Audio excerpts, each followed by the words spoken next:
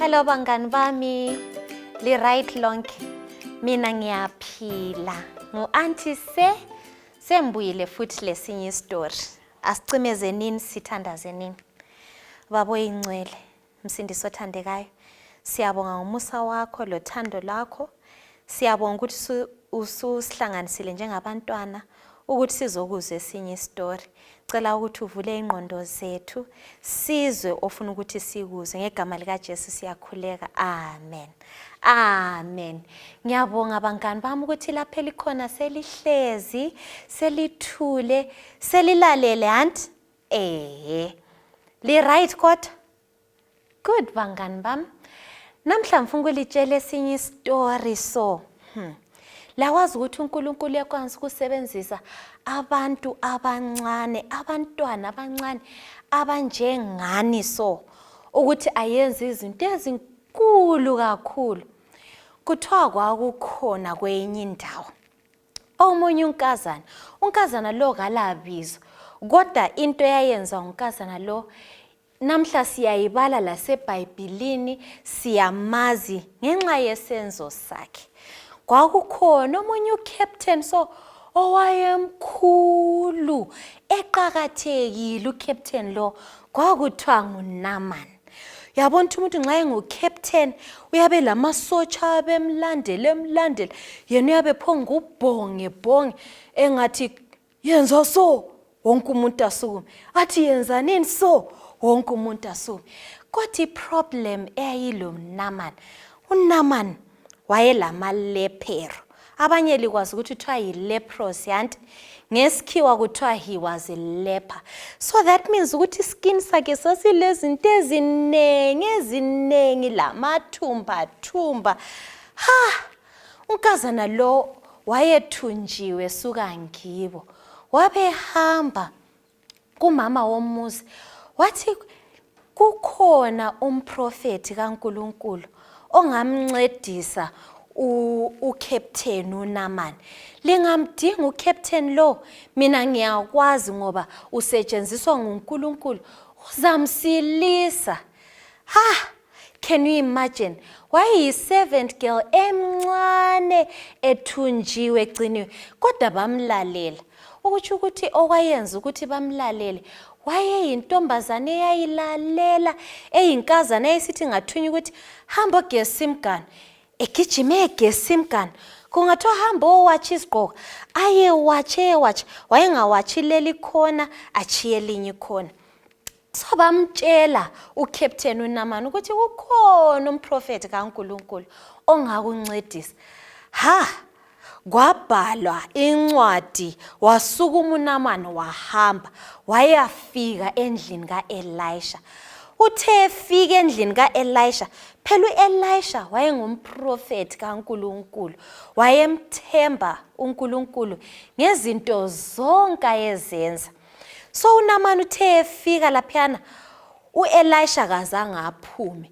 Uthe engaphumanga khonapho uNaman wazonda kakhulu ngoba lapha esuka khona wayindoda eyiqhakathekile.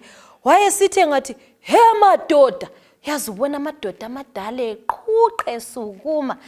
Kodwa wathi sefikile umprofeti nje wayekela ukuphuma. Wazonda uNaman. Umprofeti kaNkulunkulu wanika uNaman i-instruction straightforward. Ngifuna ukuthi silalele. Wathi kuNaman kumele uyegeza emfuleni okuthiwa nguJordan, in the river Jordan. Kumele uyedipha ka7 kasikhombisa.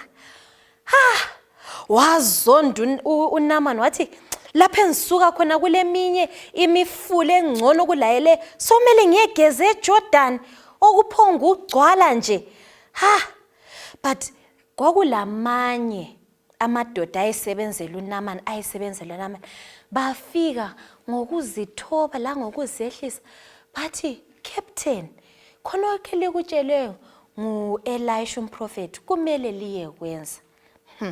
Bangani bami ingani ngiyambona uNaman esezondile isifuba sikhonale ukuthi mina ucaptain siyageza emfuleni. Hayi wagcina evuma. wathi efika khona pha wangena wadibha okokuqala wabona hayi akula bathi instruction bekumele udibhe kangayi ka7 wadibha futhi wabona nothing wadibha futhi wabona nothing wadibha futhi wabona nothing wadibha futhi wabona nothing wadibha futhi wabona nothing kodwa uthe esedibha okwesikhombisa esephuma iskin sakhe sasibutshelezi sisihle leke libona ijwabu likanani ukuthi liyabe lilihle njani so kathesi ngifuna ukuthi lapha elikhona lilungisa amaphimbo enu sizahlabela ingoma ngoNamani sonke nini seli ready okay ingoma yangikhona ngizayihlabela masinyane bese linilungisela ithi and his name was Naaman and his name was Naaman and he dipped so lapha esidipha khona kumbe nxa uhlezi kumbe nxa umile ungadipha this side okumbe ungadipha this side kodwa kumele kube le action nanti bangani bami okay and his name was Naaman and his name was Naaman and he dipped and he dipped and he dipped and he dipped and dipped and dipped and dipped and he came out clean selibambile ingoma le asihlabelenini one more time singakaqedisa story sethu and his name was Naaman and his name was Naaman and he dipped and he dipped and he dipped and he dipped and he dipped and dipped and dipped and he came out clean wow what a uNamani bebona iskin sakhe sasisihle esesilile ama-lepros esephelile bangani bami engifuna likufunde namuhla ukuthi lingabe libancane lababona abangani bami laba bancane kodwa uNkulunkulu nxa esefuna ukusebenzisa abantu abancane akakhethi ukuthi umncane kumbeni ule 7 years akakhethi ukuthi umncane kumbeni ule 5 years kumbeni ule 9 years uyasebenzisa uNkulunkulu loba ngubani engithanda ukulikhuthaza khona ukuthi umuntu engaze kutshela ukuthi umncane kakhulu wena ukuthi usebenzele uNkulunkulu libakhumbuze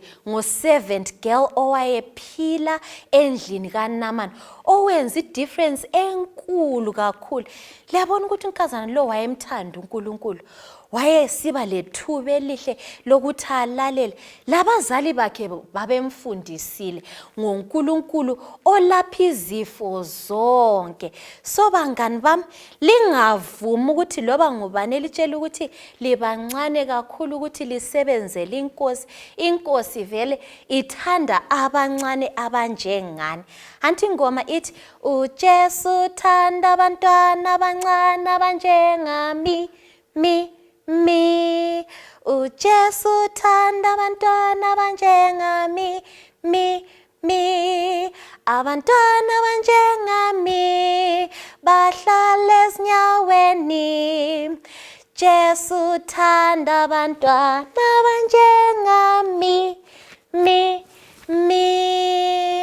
ngiyalithanda futhi lami bangani bami lo Jesu yalithanda futhi lingakhohlwa lapha elikhona ukuthandaza lokubala amaBhayibheli enu lokugcwalisa indawo yonke ngothando asithandaze nini babo ingcwele msindisi othandekayo siyabonga ngokukhulumisana lathi singabantwana abancane ngicela ukuthi usifundise ukweyama kuwe ngazo zonke izikhathi ngicela ukuthi usibusise ubusise abazali bethu izihlobo zethu labo makhelwane bethu ngegama lika Jesu ehlala kuze kube naphakade siyathandaza amen bye bye bangani bami libe leviki enhle lonke iyalithanda uAnti C